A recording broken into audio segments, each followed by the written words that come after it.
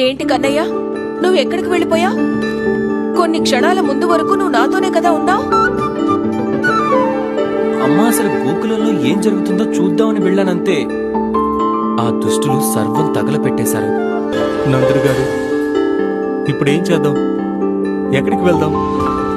నాన్న, మీరు మన్నిస్తే నేను మీతో ఒక విషయం చెప్పనా?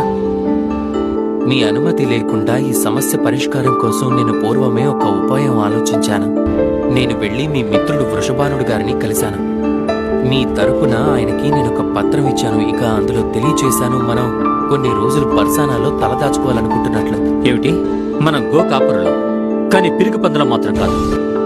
నాన్నగారు, బర్సానాలో మన పరివారం, పిల్లలు సురక్షితంగా ఉంటారు. అప్పుడే మనం నిశ్చింతగా సమరానికి ఏర్పాట్లు చేసుకోవచ్చు. నువ్వు చెప్పింది ఉచితమే కన్నయ్య. మనమంతా బర్సానాకి బయలుదేరబోతున్నాం.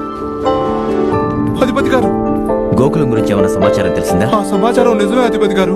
గోకులం అంతా మంటల్లో భస్మం అయిపోయింది. మంచు జరిగిందిలే. ఆ మాయలోడు చనిపోయాడు.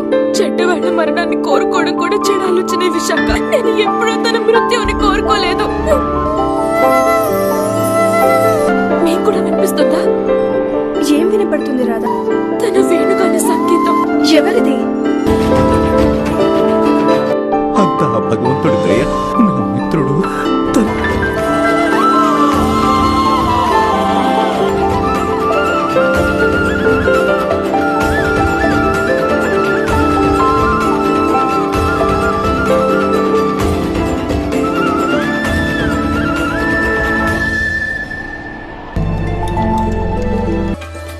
నా గురించి చింతిస్తున్నావు కదా? నేనా?